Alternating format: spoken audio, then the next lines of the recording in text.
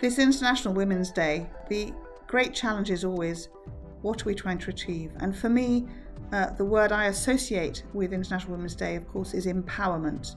The key to being able to drive change and make sure that the women and girls across our planet are able to determine their futures. My defining moment was when I started campaigning as a politician before I was elected, and realised that by being in the room, by being part of the conversation, part of the decision-making process, that's when you start to make the difference. That is the moment of empowerment.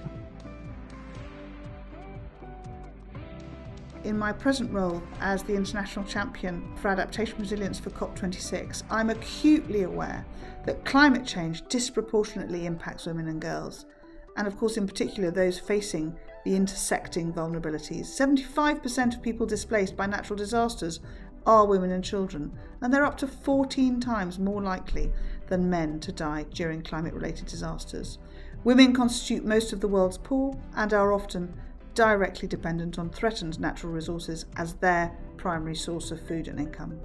So it's incredibly important that we recognise the role that women and girls have to actually play as agents of change, as educators, as advocates, and of course as decision makers. And progress on gender equality can drive progress on climate action and vice versa, which results in much more sustainable outcomes.